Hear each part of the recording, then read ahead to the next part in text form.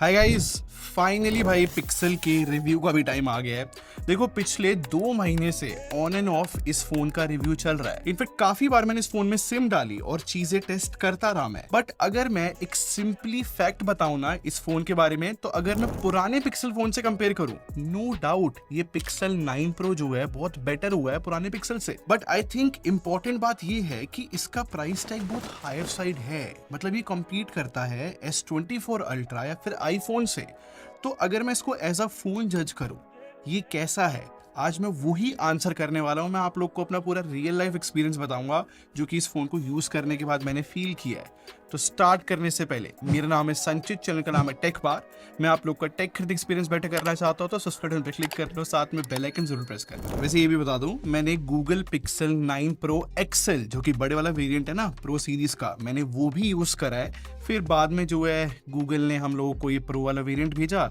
यार ये बहुत सही साइज का फोन लगा मुझे, और नो डाउट ये जो इसका ब्लैक कलर है यार मुझे काफी ज्यादा पसंद आया कि मैंने इसको अवार्ड भी दिया था मोस्ट गुड लुकिंग फोन का। तो इसलिए कुछ टाइम से मैंने इसी पर टेस्टिंग करी, छोटे वाले वेरिएंट पे। बट डोंट वरी, मेरे पास एक्सेल वाले वेरिएंट की भी स्टैट्स है बैटरी वगैरह के, वो मैं दिखाऊंगा। और यही प्राइमरी रीजन है कि भाई 6.3 इंच की डिस्प्ले मिलती है। ऑब्वियसली परफेक्ट साइज फोन है और इस वजह से बहुत ज्यादा कंफर्टेबल हो जाता है ये।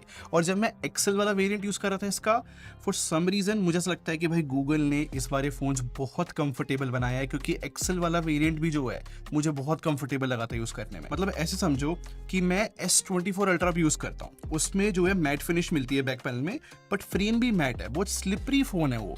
तो यार वो स्लिपरी होने की वजह से थोड़ा डर सा रहता है कि फोन गिरता रहता है। बट ये जो पिक्सल है ना यार, ये ज्यादा स्लिपरी फोन नहीं है। मे बी इसकी ग्लॉसी फ्रेम है तो थोड़ी सी ग्रिप रहती है, क्योंकि मैंने विदाउट केस यूज किया है तब भी मुझे स्लिपरी नहीं लगा है। और जैसे कि मैंने बताया, विदाउट केस मैंने फोन यूज करा है, और रिव्यू में मैं इंटेंशनली विदाउट केस यूज करता हूँ जिससे मुझे ड्यूरेबिलिटी का आइडिया लग जाए कि फोन पे कितने स्क्रैचेस आते हैं।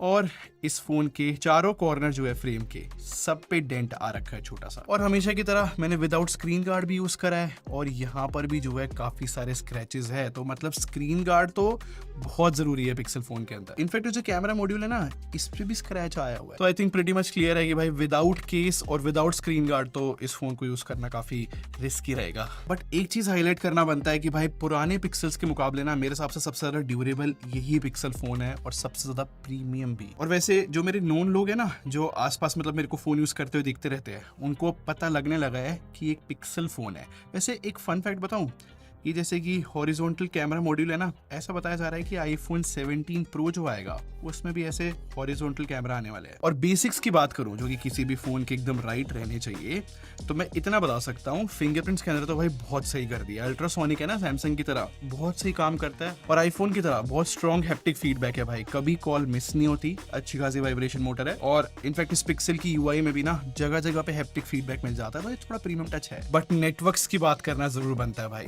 अगर आप हिस्ट्री जानते हो पिक्सल फोन्स की, स्पेसिफिकली इंडिया में, तो आपको पता होगा कि भाई नेटवर्क्स बहुत बेकार थे पिक्सल फोन्स के। मुझे लगा था भाई इस पिक्सल 9 प्रो का भी यही हाल होगा, नेटवर्क्स बहुत बेकार होंगे। तो मैंने जो है एयरटेल यूज करा और जियो भी ट्राई किया है मैंने दिल्ली के अंदर, और मैं कंफर्म कर सकता हूँ कि 80% से इम्प्रूव हो चुके हैं भाई सिग्नल्स। मतलब अभी भी मेरे जिम में जो है बाकी फोन्स में नेटवर्क आ जाते हैं थोड़े बहुत, बट इस फोन में नहीं आ रहे थे। बट गाइज पहले तो लिटरली ऐसा होता था कि कॉल्स वगैरह आती ही नहीं थी, क्योंकि नेटवर्क की इतनी प्रॉब्लम थी। बहुत इंप्रूव हुए हैं भाई नेटवर्क्स। बाकी डिस्प्ले एक्सपीरियंस शेयर करूँ तो मैं बता चुका हूँ ना, बहुत कंफर्टेबल साइज है 6.3 इंचेस। ये तो बहुत बहुत हाईलाइटिंग पॉइंट है इस फोन का। बट एक और चीज हाईलाइट करना बनता है कि भाई प्रैक्टिकल बहुत है डिस्प्ले। मतलब मैं इतना बता सकता हूँ कि जब भी मैंने इस फोन को आउटडोर में यूज करा ना, चाहे फिर मैं चैट कर रहा हूँ, कुछ भी काम कर रहा हूँ मैं डायरेक्ट सनलाइट में, मेरे को विजिबिलिटी इशू नहीं आया, क्योंकि सच में ब्राइटनेस बहुत फैंटास्टिक है। बट इशू पता है मुझे कहाँ है? अगर मैं इसमें कोई भी कंटेंट देखता हूँ ना, जैसे कि मैं कोई HDR कंटेंट देख रहा हूँ या फिर प्राइम वीडियोस पे कोई सीरीज वगैरह देख रहा हूँ, तो जो कलर्स की ट्यूनिंग है ना इसकी, वो मुझे इतनी अच्छी नहीं लगी है। पहले मुझे लगा हो सकता है कि मैं ज्यादा सोच रहा हूँ कि अच्छे कलर्स नहीं है, तो मैंने क्या किया, आईफोन और सैमसंग से इसको कंपेयर करके देखा। तो सच में पिक्सल की जो ट्यूनिंग है ना कलर की नेटफ्लिक्स पे, इतनी अच्छी मुझे नहीं लगी पर्सनली। और इतने दिन फोन को यूज करने के बाद ना, एक चीज जिसने कॉन्स्टेंटली मेरे को थोड़ा सा इरिटेट किया है, वो इस फोन की डिस्प्ले का ब्राइटनेस सेंसर है। फॉर सम रीजन जो ऑटो ब्राइटनेस सेंसर है ना, वो ब्राइटनेस थोड़ी कम ही रखता है डिस्प्ले की, तो मुझे मैन्युअली सेट करनी पड़ी है काफी बार, थोड़ी सी ब्राइटनेस बढ़ानी पड़ी है। और फनी बात पता है क्या है, इस ब्राइटनेस स्लाइडर को अगर मैं मूव करूँ ना, तो लाइक 80% ब्राइटनेस अगर मैं कर दूं, कुछ ज्यादा फर्क नहीं आएगा, बट 80 से 90% पे जाऊं ना तो बहुत ज्यादा ब्राइट होती है डिस्प्ले, पर 90 से 100% जाऊं तो और ज्यादा ब्राइट होती है। तो अगर आपको कैमरे बात समझ आई हो तो इसका मतलब ये है कि 0 से 80% इतनी ब्राइटनेस नहीं बढ़ती जितनी 80 से 100% ब्राइटनेस में फर्क आ जाता है। और वैसे स्पीकर्स की बात करूं तो मैंने जितना भी कंटेंट देखा है ना, लाइक स्पीकर्स में ही देखा है। अब जो प्रो वाला वेरिएंट है, जो छोटे वाला है, इसके स्पीकर्स मुझे लाइक ठीक लगे, सही साउंड कर जाते हैं कंटेंट के लिए। बट पर्सनली जो पिक्सल 9 प्रो एक्सेल वाला वेरिएंट है ना, उसके स्पीकर्स मुझे बेटर लगे। और बैटरी की एक्सपीरियंस शेयर करूं तो जब ये फोन लॉन्च हुआ था ना, तो ये एंड्रॉइड 14 के साथ लॉन्च हुआ था, और एंड्रॉइड 14 पे ना इस पिक्सल 9 प्रो की बैटरी लाइफ लाइक ठीक ठीक थी। बट जब से एंड्रॉइड 15 आया इस पिक्सल 9 प्रो के अंदर, यार इसकी बैटरी लाइफ एक्चुअली में काफी सही हो गई। मैं ऑन एन एवरेज बता रहा हूँ 6 से 7 घंटे का स्क्रीन ऑन टाइम मुझे मिल जाता था, मैं जो कि स्क्रीनशॉट में आपको दिखा रहा हूँ। हाँ, कभी कभी ऐसा हुआ है कि 6 घंटे से कम स्क्रीन ऑन टाइम मिला है, बट ओवरऑल देखा जाए एक छोटे फोन के हिसाब से ये अच्छा बैटरी लाइफ माना जाता है। और पिक्सल 9 प्रो एक्सेल की बात करूं तो यार मैंने बैटरी टेस्ट रन करा था, और सच में वो फोन ने क्या परफॉर्म किया भाई, कितना कमाल का बैटरी बैकअप दिखाया। मतलब आईफोन 16 प्रो मैक्स के मुकाबले का ऑलमोस्ट विनर था वो फोन। तो आप मान के चल सकते हो कि ये जो पिक्सल 9 प्रो सीरीज है ना, नो डाउट बहुत अच्छा बैटरी बैकअप देती है। बस जो चार्जिंग स्पीड है ना, वो भी गूगल को जो है थोड़ी फास्ट कर देनी चाहिए। मतलब गूगल का क्लेम है कि 37 वोल्ट पे फोन चार्ज हो सकता है, मतलब थोड़ी सी तो बैटरी एंजाइटी रह जाती है, जैसे कि आईफोन की स्लो चार्जिंग है ना, तो इसके बारे में बोल सकता हूँ। काफी बार मेरे साथ ऐसा हुआ है कि मेरे फोन में बैटरी नहीं है और मेरे पास मैक्सिमम हाफ एन आवर है चार्जिंग पे लगाने के लिए, और आधे घंटे में 53% के अराउंड ही चार्ज हो पाता है। तो समझ रहे हो ना, चार्जिंग स्पीड लाइक ठीक ठीक है। और सॉफ्टवेयर एक्सपीरियंस की बात करूं, वैसे बता दूं कि सच में लोग पिक्सल फोन्स सॉफ्टवेयर एक्सपीरियंस के लिए खरीदते हैं, सबसे इंपॉर्टेंट पार्ट है। और इंपॉर्टेंट से याद आया, इस बार गूगल के लिए क्लियरली पता लग रहा है कि भाई जेमिनी सबसे इंपॉर्टेंट है इस फोन के अंदर। मतलब इतना इंपॉर्टेंट कि जब फोन को बूट करते हैं ना, तो यहाँ पर जेमिनी का लोगो आता है। और क्योंकि अब गूगल असिस्टेंट रिप्लेस होके जेमिनी आ चुका है, तो मैंने कोशिश करी इस बार इस फोन को यूज करते समय कि मैंने ज्यादा से ज्यादा जेमिनी यूज करता हूँ, कि ये देखने के लिए कि जेमिनी कितना अच्छा है। अब जेमिनी को मैंने कैसे कैसे यूज किया है वो थोड़े बहुत एग्जांपल बताने की कोशिश करता हूँ। पर्सनली मैंने जेमिनी से ना वेब सीरीज या फिर मूवी रिकमेंडेशन बहुत ली है। फॉर एग्जाम्पल रिसेंटली ना मैं एक वेब सीरीज देख रहा हूँ द ऑरविल नाम से। अब मुझे वो पसंद आई भाई, खत्म हो गई वो वेब सीरीज। मैंने जेमिनी से पूछा द ऑरविल जैसी वेब सीरीज मुझे और रिकमेंड करो, और इसने कर दी एक्चुअली मैं रिकमेंड। और अगर मुझे सजेशन अच्छी नहीं लगती तो मैं लगातार बार बार पूछ सकता हूँ सेम चीज। और एकदम रीसेंट एग्जांपल बताता हूँ, मेरा गला बहुत ज्यादा खराब था और मुझे काढ़ा बनाना था, तो मुझे नहीं पता था भाई लौंग के साथ मैं क्या क्या चीजें डाल सकता हूँ जिससे सच में बॉडी के लिए अच्छा रहे। तो मैंने एकदम हिंदी में बिल्कुल नेचुरल तरीके से जेमिनी से पूछा कि भाई मैं काढ़े में क्या क्या डालूं, तो इसने सच में बता दिया कि काढ़े में क्या क्या डाल सकते हैं हम जिससे गले में आराम आए। और मैंने जेमिनी से ना जीमेल ऐप में बहुत सारे ईमेल्स लिखवाए हैं। मतलब मुझे एक अमेज़न का पैकेज रिटर्न करना था, इसने उसका ईमेल लिख दिया। और जैसे कि मैंने बताया, मैंने कोशिश करी हर एक फीचर को यूज करने की। तो एक जेमिनी लाइव नाम से फीचर है इसके अंदर, जो कि ना फोन कॉल की तरह फील होती है कि एआई असिस्टेंट के साथ। अब मैंने पता इसको कैसे टेस्ट किया। मेरे को टोक्यो जाना था, मैं रिसेंटली घूम कर आया हूँ, तो मेरे को ना उसकी पैकिंग करनी थी। मैंने इस जेमिनी लाइव से पूछा कि अगले 5 दिन के जापान के वेदर के हिसाब से मुझे क्या क्या पैक करना चाहिए, और सरप्राइजिंगली इसने पूरी लिस्ट बता दी क्या क्या पैक करना चाहिए, और वो सच में सेंसिबल चीजें भी थी। और जितनी भी छोटी छोटी चीजें होती है ना, जैसे कि अलार्म सेट करना, कैलेंडर इवेंट या फिर कोई रिमाइंडर, वो ऑब्वियसली बहुत सही चलता है। वैसे मैं ये भी बता दूं कि जेमिनी जो है ना आज के टाइम पे सारे फोन्स में आ चुका है, हो सकता है आपके फोन में भी चल रहा हो, बट इस पिक्सल 9 प्रो सीरीज के साथ ना जेमिनी एडवांस 1 साल के लिए फ्री मिलता है। वैसे जेमिनी एडवांस 2000 रुपये महीने लेता है अगर यूज करना हो किसी को। तो फायदा ये होता है कि जितने भी गूगल के प्रोडक्ट्स है ना, जैसे कि जीमेल ऐप हो गई, शीट्स हो गया, डॉक्स हो गया, सारी जगह पे ये जेमिनी मिल जाता है, एआई मिल जाता है बेसिकली।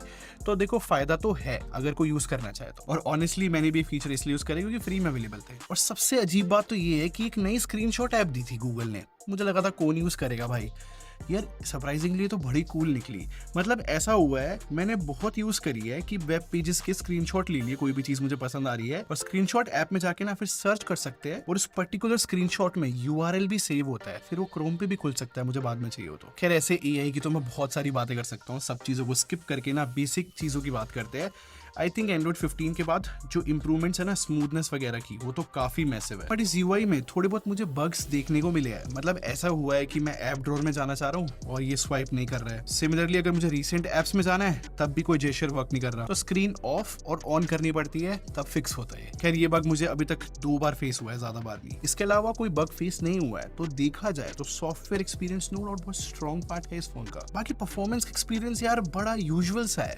मतलब मैं तो सिंपल सी बात बात बोलता हूँ, किसी भी पिक्सल फोन से आप ये एक्सपेक्ट मत करना कि भाई परफॉर्मेंस के जो बेंचमार्क्स के नंबर होते हैं वो बहुत ज्यादा मिलेंगे, वो नहीं मिलते इन फोन्स में। और गूगल ने इस बार प्रोसेसर में कोई बहुत बड़ी इंप्रूवमेंट नहीं करी है, थोड़ा एनपीयू बेटर कर दिया और थोड़ी रैम बढ़ा दी जिससे एआई अच्छे से वर्क कर सके इन 9 प्रो सीरीज के अंदर। जितने भी बेसिक टास्क होते हैं वो बहुत सही और स्मूथ तरीके से काम करते हैं, बट अगर आपको गेमिंग करनी है, स्पेशली हाई एंड गेमिंग करनी है, वो इस फोन में पॉसिबल नहीं। और जब मैंने इस फोन की अनबॉक्सिंग वीडियो डाली थी तब बहुत लोगों का क्वेश्चन था कि भाई पिक्सल तो बहुत ज्यादा हीट करते हैं, जो ये टेंसर प्रोसेसर होते हैं ये थर्मल्स मैनेज नहीं कर पाते। बट अगस्त से इस फोन को मैं टेस्ट कर रहा हूँ, एंड्रॉइड 14 भी आया, एंड्रॉइड 15 भी आया, सरप्राइजिंगली फोन में हीट नहीं है भाई। आई थिंक गूगल ने जो वेपर चेंबर कूलिंग सिस्टम डाला है वो एक्चुअली में वर्क कर रहा है इस फोन में। मुझे तो अभी भी याद है पुराने पिक्सल्स जब 8 प्रो सीरीज आई थी उसमें अगर मैजिक एडिटर में यूज भी करता था तब भी हीट कर जाता था, बट ये वाला फोन नहीं कर रहा। मतलब इंस्टाग्राम रील्स भी बहुत देर तक देखे, अगर हम पिक्चर्स वगैरह भी क्लिक करें बहुत देर तक, तब भी हीट नहीं करता है फोन। मतलब एक्सपेक्टेड हीटिंग ही है इस फोन के अंदर, जैसे कि उबर ऐप में मैंने देखा है बहुत सारे फोन हीट कर जाते, ये भी करा, या फिर बाकी फोन्स की तरह कुछ भी हैवी रन करने पे तभी हीट होता है।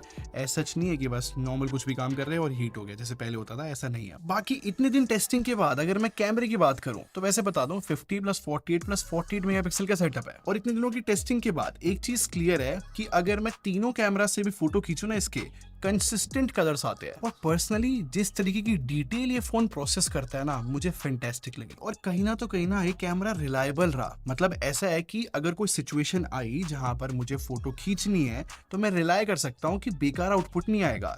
यहाँ पर शेडोज में भी डिटेल रहेंगी और हाईलाइट्स भी ठीक रहेंगे, और मोस्टली स्किन टोन भी ना ये ठीक से प्रोसेस कर पाया। और सैमसंग और आईफोन के मुकाबले ना अल्ट्रा वाइड लेंस पिक्सल का यार मुझे बहुत अच्छा लगा। और सेल्फी की बात करूं तो हाँ भाई, ओवर प्रोसेसिंग दिख सकती है, बट ओवरऑल आउटपुट मुझे बहुत अच्छा लगा सेल्फी का। और मल्टीपल लाइटिंग में मैंने टेस्ट करा है, एक्चुअली में अच्छी आती है फोटो। बट कोई भी कैमरा परफेक्ट नहीं होता भाई, इसमें मुझे कुछ कमियां देखने को मिली है। मतलब ऐसा हुआ है कि बैकग्राउंड थोड़ा वार्म है और ये उसको कूल करने की कोशिश कर रहा है। और ये देखो बैकग्राउंड में ब्लू स्काई है बट सब्जेक्ट को एक्स्ट्रा वार्म कर रहा है। और मैंने देखा है कि ये पिक्सल की आदत है एक्स्ट्रा करेक्ट करने की चीजों को। और मुझे अच्छे से याद है जब ये फोन लॉन्च हुआ था ना, तो इसकी फोटोज में थोड़ा हायर साइड रहता था कॉन्ट्रास्ट, जो कि पिक्सल की पहचान मानी जाती थी। बट अब ये फोन ना आईफोन की तरह फोटो खींचने की कोशिश करता है, जो कि एक्स्ट्रा ब्राइट होती है। और इस फोन को मैंने सैमसंग, आईफोन, वीवो के साथ भी कंपेयर किया था, और इसमें एक वीकनेस निकली कि एग्रेसिव लाइटिंग में ना ये ह्यूमन शॉट्स के कलर थोड़े खराब कर देता है। और पुराने पिक्सल्स की तरह